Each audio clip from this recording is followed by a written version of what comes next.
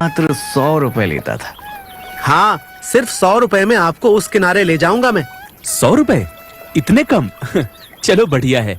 नवीन इसी तरह सारा दिन नदी पार करवा कर अपने गुजारे लायक कुछ रुपए कमा लिया करता था।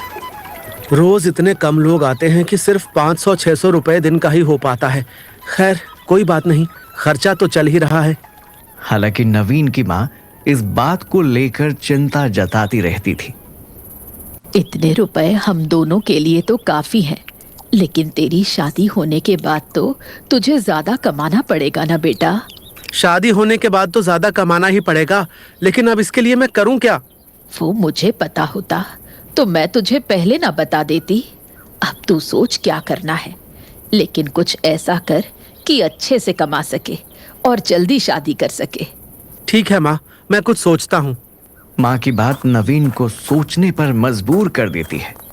इस नाव से मैं और क्या कर सकता हूँ जिससे अच्छे रुपए कमा सकूं? आखिर माँ की बात भी सही ही है, शादी के बाद इतने रुपए में कैसे घर का गुजारा होगा? काफी सोचने विचारने के बाद भी नवीन के पास कोई उपाय नहीं आता और उसके दिन ऐसे ही कटते रहते हैं। एक दिन उसके पास एक आदमी आता है। क्यों, क्या तुम ही यहाँ नदी पार करवाते हो? हाँ, मैं ही नदी पार करवाता हूँ, सिर्फ 100 रुपए में। बैठिए, आपको भी पार करवा दूंगा। नहीं नहीं, मैं सिर्फ नदी पार करने नहीं आया हूँ, मुझे तो कुछ और काम है। काम? कहिए, कैसा काम? मुझे तो अपना कुछ सामान यहाँ से वहाँ पहुँचाना है। हाँ हाँ, तो ठीक है ना, आप सामान लेकर बैठ जाइए, मैं आपको उस किनारे पहुँचा दूंगा। इसके मैं तुम्हें ज्यादा रुपए भी दूंगा। तुम 100 रुपए ले लेते हो, लेकिन मैं तुम्हें एक चक्कर का 500 रुपए दूंगा। बस थोड़ी देर इंतजार करना पड़ेगा तुम्हें वहाँ। ये सुनकर नवीन थोड़ा खुश होता है कि आखिरकार एक ऐसा ग्राहक मिला है जो उसे 100 से ज्यादा रुपए देगा। हाँ, तो फिर देर किस बात की है? आइए बैठिए, मैं आपको अभी लेकर चलता हूँ। नवीन उस आदमी का सामान अपनी नाव में रखता है और आदमी को सामान सहित नदी के दूसरे किनारे पर छोड़ देता है। पहुँच गए हम किनारे पर, अब बताइए। बस थोड़ी देर में वापस चलूंगा, तब तक तुम्हें मेरा इंतजार करना होगा यहाँ पर। ठीक है, लेकिन अभी आप मुझे 500 रुपए तो दे जाइए, आप बाद में आए ना आए।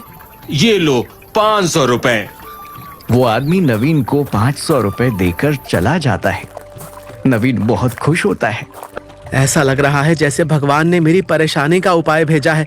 रोज सुबह सुबह ही 500 रुपए की कमाई हो जाए तो दिन का 800,000 रुपया आराम से हो जाया करेगा। थोड़ी ही देर में वो आदमी लौट आता है और नवीन उसे नदी पार करवा कर वापस पहुंचा देता है। तुम्हारी नाव की वजह से मेरा काम आसान हो गया। आपको कभी भी कोई भी सामान यहाँ वहाँ पहुँचाना हो तो मैं आपको यहीं मिल जाऊंगा। वो तो सब ठीक है, लेकिन तुम सिर्फ 100 रुपए में ये नदी पार करवाते हो, जबकि 100 रुपए तो बहुत कम है। कम से कम भी नहीं तो तुम 400 रुपए तो एक चक्कर के मांग ही सकते हो। लेकिन यहाँ कौन 400 रुपए देगा?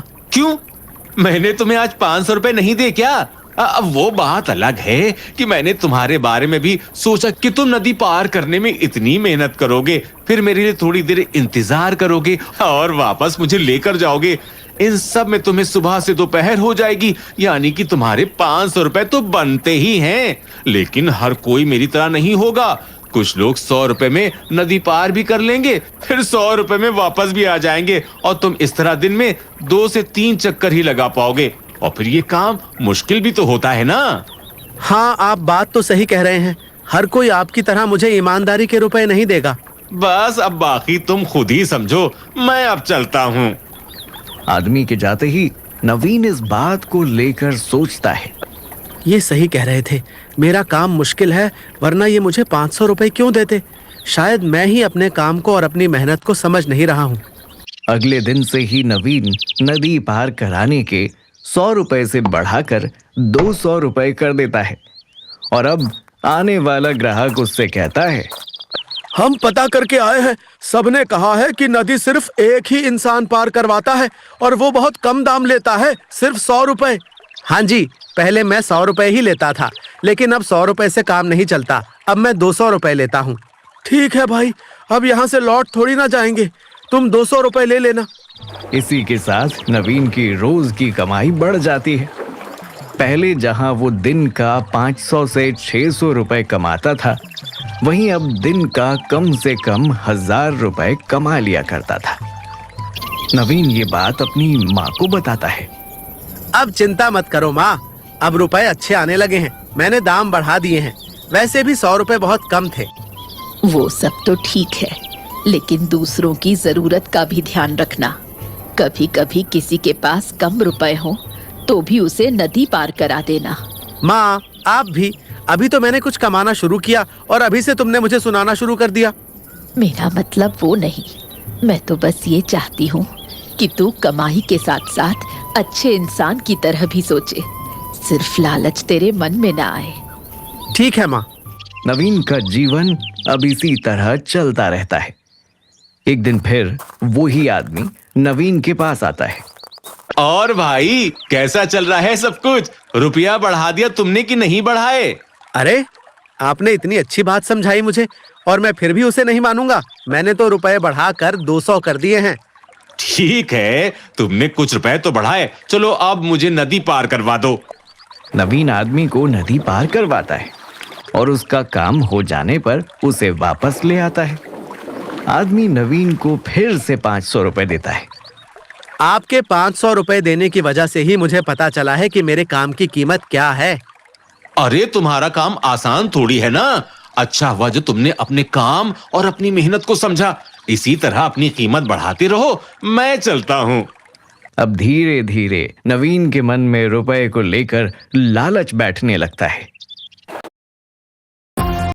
उसके मन में ये बात आ चुकी थी कि वो जो काम कर रहा है उसे उसके ज्यादा रुपए मिलने चाहिए और इसीलिए वो फिर से रुपए बढ़ा देता है। लेकिन अब लोगों को ये बात अच्छी नहीं लगती। अरे भाई, पहले तुम 100 रुपए में ले जाते थे, अब अचानक से तुमने 300 रुपए कर दिए। ऐसे तो तुम रुपए बढ़ाते बढ़ाते एक दिन 500 रुपए कर दोगे। जब 500 रुपए कर दूंगा तो आपको 500 रुपए ही देने पड़ेंगे। फिलहाल मैंने 300 रुपए किए हैं तो आपको 300 रुपए देने हैं। अब लोग मजबूरन ही उसे 300 रुपए देते थे।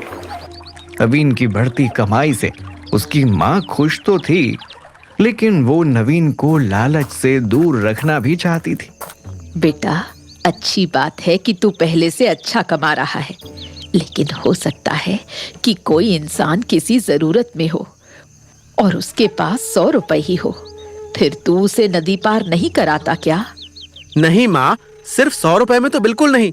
कोई मुझे अगर 300 से 1 रुपया भी कम देता है तो मैं उसे नदी पार नहीं कराता। ऐसे मैं सबके बारे में सोचूंगा तो फिर मैं क्या ही कमा लूंगा। मुझे भी तो अपने बारे में सोचना चाहिए ना। हाँ, तुझे अपने बारे में सोचना चाहिए, लेकिन कभी कभी तुझे दूसरों के बारे में भी तो सोचना चाहिए। अरे माँ, तुम तो जज्बाती हो रही हो। अगर किसी के पास रुपए नहीं हैं तो इसमें मेरी क्या गलती? रुपए तो होने ही चाहिए ना, अगर नदी के इस पार से उस पार जाना है तो। लेकिन 100 रुपए तो देता है ना इंसान तुझे। रहने दो माँ, तुम नहीं समझोगी। माँ की बात अब नवीन की समझ में नहीं आती है। रुपए का लालच उसके मन में इस कदर हावी हो चुका होता है कि उसे सिर्फ रुपए ही नजर आते थे। एक शाम जब वो घर को लौट रहा होता है, उसे रास्ते में एक बुजुर्ग मिल जाते हैं। बेटा, मुझे नदी के उस पार जाना है। तुम मुझे नदी के उस पार छोड़ाओ। छोड़ तो आऊंगा मैं, लेकिन शाम हो गई है तो ज्यादा रुपए लगेंगे। बेटा, मेरे पास ज्यादा रुपए तो नहीं है, सिर्फ ये 200 रुपए पड़े हैं। तुम मुझे नदी पार करवा दो ना बेटा। हाँ। सिर्फ 200 रुपए? इतने में तो अब मैं दिन में भी नदी पार नहीं करवाता। आप तो फिर भी शाम में कह रहे हैं। मैं अभी आपको नदी पार करवाने जाऊंगा, फिर मैं लौट कर आऊंगा। मुझे तो रात हो जाएगी ना। नहीं नहीं, मैं नहीं जाऊंगा। बेटा, बहुत जरूरी है मेरा नदी पार करके घर पहुंचना। मेरी तबीयत भी ठीक नहीं है और घर पर मेरे बच्चे मेरा इंतजार कर रहे होंगे। हाँ, तुम मुझे छोड़ दो ना। मैं कल परसों जब भी तुमसे मिलूंगा तब तुम्हें तुम्हारे रुपए दे दूंगा। नहीं नहीं, मैं ऐसे ही आप पर भरोसा थोड़ी ना कर सकता हूँ। कल को आप आए ना आए। नहीं, आपके पास अगर 500 रुपए हैं तो मैं आपको छोड़ आऊंगा, लेकिन अगर नहीं है तो नहीं। बुजुर्ग उससे बहुत आग्रह करते, पर नवीन नहीं मानता और सीधे घर जाने लगता है। वो बुजुर्ग भी नवीन को मनाते मनाते उसके पीछे पीछे चल देते हैं। मेरे पीछे पीछे मत आओ बाबा। 500 रुपए हैं तो मैं आपको छोड़ आऊंगा, नहीं है तो सुबह तक ऐसे ही रहो, और सुबह भी पूरे 300 रुपए लूंगा मैं आपसे। बेटा बेटा सुनो ना, बहुत जरूरी है, मुझे छोड़ाओ ना। हाँ, मैं तुम्हें 200 रुपए दे दूंगा, मुझे छोड़ाओ। हाँ, मुझे छोड़ाओ। नवीन उनकी नहीं सुनता और चलते चलते अपने घर तक पहुंच जाता है। बुजुर्ग भी उसके पीछे पीछे उसके घर पहुंच जाते हैं। आप यहाँ किसी और से मदद मांग लीजिए, अब मेरा घर आ गया है, मुझे परेशान नहीं कीजिएगा। नवीन घर में चला जाता है। बुजुर्ग को कुछ समझ नहीं आता कि वो अब क्या करे। अब मैं कहाँ जाऊं? कहाँ जाऊं मैं? मेरी तबीयत काफी बिगड़ रही है, ठंड भी बहुत लग रही है, अब मैं ज्यादा नहीं चल पाऊंगा। अरे भगवान, अब क्या करूं? हाँ, यही किसी पेड़ की छांव में आज रात को सो लेता हूँ। सुबह उठकर लोगों से मदद मांगूंगा और नदी पार करके अपने घर चला जाऊंगा। अब क्या करूं मैं? एक पेड़ के नीचे पेड़ के नीचे सो जाता हूँ। हाँ। ये सोच वो बुजुर्ग नवीन के घर के बाहर ही एक पेड़ के नीचे सो जाते हैं।